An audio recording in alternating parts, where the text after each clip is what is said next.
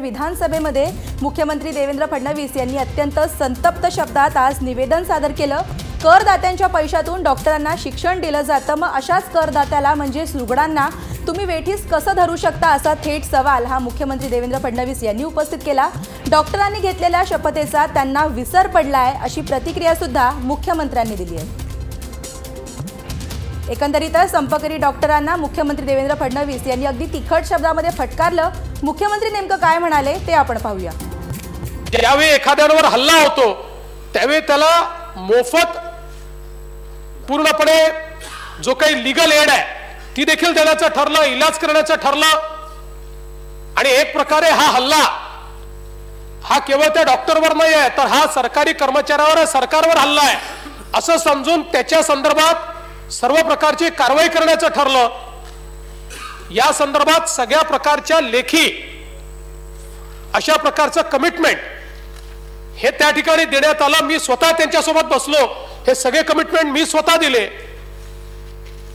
सन्माननीय उच्च न्यायालयाने या संदर्भात काल निर्णय देऊन त्यांना संपवायला सांगितलं आणि त्यासोबत सरकारलाही निर्देश दिले की सरकारने 1 महिन्याच्या आत सगळी सुरक्षा पुरवावी। वैद्यकीय शिक्षण मंत्र्यांनी तर इथपर्यंत सांगितलं की 15 दिवसात कंप्लायन्स केला नाही तर मी राजीनामा द्यायला तयार आहे। मला असं वाटतं की इतकं सगळं झाल्यानंतर देखील आज जर आता ते लोक परत या ठिकाणी रुग्णसेवेत येत नसतील तर अध्यक्ष महोदय ही प्रचंड मोठी असंवेदनशीलता आहे। आपण जी शपथ घेतली आहे त्या शपथेचा विसर पडलेला आहे। अध्यक्ष महोदय भावना समजू शकतात, हे बरोबर आहे की हल्ला होऊ नये, सुरक्षितता पुरवली पाहिजे, ती पुरवलेली आहे, कमी असेल तर अजून पुरवू। पण याकरता जर आपण रुग्णांना मरण्याकरता सोडणार असू तर कुठली शपथ आपण घेतलेली आहे? या राज्याच्या टॅक्स पेअरच्या पैशातनं आपण सर्व डॉक्टरांना शिकवतो। आज डॉक्टरांना त्या ठिकाणी शिकवत असताना त्यांना जी फी आहे अध्यक्ष महोदय, ती फी किती आहे? ती सगळी फी कोणाच्या खिशातनं येते? आज या टॅक्स पेअरच्या पैशातनं इथला सामान्य नागरिक एक एक पैसा या राज्याच्या तिजोरीमध्ये येतो, त्या तिजोरीतनं पैसा येतो आणि त्यातनं या ठिकाणी शिक्षण मिळतं आणि त्यानंतर त्याच माणसाला मरण्याकरता सोडण्यात येत असेल अध्यक्ष महोदय तर यानंतर राज्य सरकार चूप बसू शकत नाही। हे योग्य नाही अध्यक्ष महोदय। आम्ही अशा प्रकारे नागरिकांना मरण्याकरता आता या ठिकाणी वाऱ्यावर सोडू शकत नाही। खूप प्रयत्न केला, हातपाय जोडले। अध्यक्ष महोदय काय अजून करायचं बाकी आहे? मुख्यमंत्री या ठिकाणी जाऊन सांगतोय, मंत्री जाऊन सांगतात आणि अध्यक्ष महोदय काही लोक रिमोट कंट्रोलचं काम करतात। अध्यक्ष महोदय हे सांगतात त्या संघटनेला, ती संघटना सांगते ह्या संघटनेला, हा का राजकारणाचा अड्डा आहे? अध्यक्ष महोदय डॉक्टरांबद्दल प्रचंड रिस्पेक्ट आमच्या मनामध्ये आहे, आम्ही देवाचा दर्जा त्याला दिलाय। पण अध्यक्ष महोदय वागणं देवासारखं नाही आहे। अध्यक्ष महोदय लोकांना मरायला जर सोडलं तर उद्या तुम्हाला देवाच्या ऐवजी दानव म्हणण्याकरता लोक बाध्य होतील, अशा प्रकारचं वागणं या ठिकाणी चाललंय। आणि म्हणून या ठिकाणी एक गोष्ट निश्चितपणे लक्षात घेतली पाहिजे, शेवटी संयम हा किती दाखवायचा आणि जनतेचा संयम सुटल्यानंतर आम्ही नेमकं करायचं काय हा आमच्या समोर प्रश्न आहे। आज प्रत्येक रुग्णाच्या नातेवाईकाला त्या ठिकाणी असं वाटतंय की माझा रुग्ण मरतोय आणि या ठिकाणी सरकार काही करत नाही। आणि सरकारने किती दिवस संयम दाखवायचा, कशा प्रकारे दाखवायचा? तुम्ही सरकारला ऐकायला तयार नाही, तुम्ही उच्च न्यायालयाला ऐकायला तयार नाही। हे कोणतं अध्यक्ष महोदय या ठिकाणी धोरण आखलेलं आहे? मला अक्षरशः आश्चर्य वाटतं। आणि खरं म्हणजे इतकी असंवेदनशीलता का या ठिकाणी आलेली आहे हे देखील मला समजायचं कारण नाहीये। काही लोक या संधीचा फायदा घेऊन आपल्या अजून मागण्या कशा रेटता येतील हा प्रयत्न करतात। अरे माणूस मरत असताना त्या ठिकाणी त्याला वाचवायचं सोडायच्या ऐवजी आपल्या मागण्या कशा रेटायच्या हा प्रयत्न करणं ही संवेदनशीलता आहे? अध्यक्ष महोदय हे खपवून घेण्यासारखं नाही आहे। मी पुन्हा एकदा या सभागृहाच्या माध्यमातून अपील करतोय, अध्यक्ष महोदय वेळ गेलेली नाही आहे। आजही या ठिकाणी तात्काळ आता या सर्व लोकांनी कामावर परत आलं पाहिजे।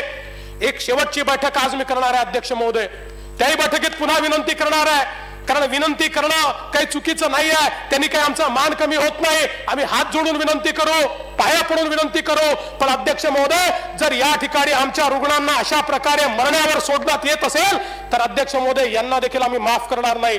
या जनतेने आम्हाला लोकांना मरू देण्याकरता निवडून दिलेलं नाहीये। या ठिकाणी लोकांना वाचवण्याकरता आम्हाला निवडून दिलेला आहे। आणि अध्यक्ष महोदय, मग माझा सवाल आहे की जे लोक या ठिकाणी मारहाण करतात ते तर नालायक आहेतच, पण त्यांच्या प्रवृत्तीमध्ये आणि जे लोक रुग्णांना मरायला सोडून देतात त्यांच्या प्रवृत्तीमध्ये नेमका भेद काय आहे हा मला सांगितला पाहिजे। अध्यक्ष महोदय, काय भेद आहे त्या दोन प्रवृत्तीमध्ये? त्याच प्रवृत्तीने जर आपण वागणार असू या ठिकाणी, मग माझा सवाल आहे की या ठिकाणी एखादा जर पेशंट मृत्युमुखी पडत असेल तर ज्या डॉक्टरनी त्याला त्या ठिकाणी ड्युटी असताना देखील त्याला उपचार नाकारले, जाणीवपूर्वक अध्यक्ष महोदय त्याला मरण्याकरता सोडून दिला, त्या डॉक्टरवर नेग्लिजन्सचा गुन्हा का दाखल केला जाऊ नये? अध्यक्ष महोदय, का त्याला त्याकरता मग दोषी धरण्यात येऊ नये? अध्यक्ष महोदय, तुम्ही अशा प्रकारे ओलीस धरू शकणार नाही। ही पद्धत कुठली आहे की तुम्ही ओलीस धराल?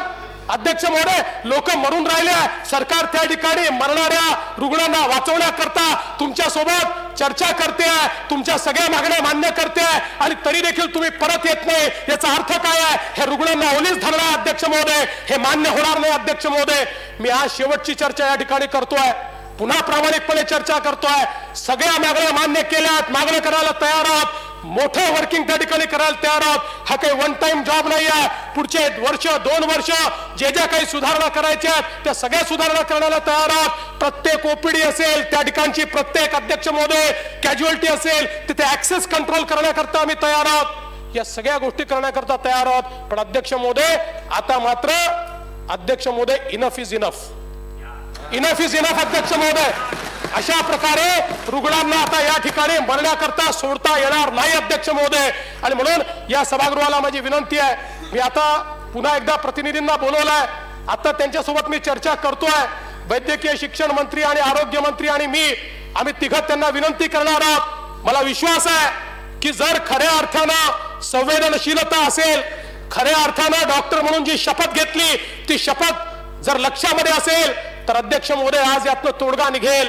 पण आज जर तोडगा यातनं निघाला नाही अध्यक्ष महोदय, आता एकच गोष्ट स्पष्टपणे सांगतो, सरकार हातावर हात देऊन बसणार नाही।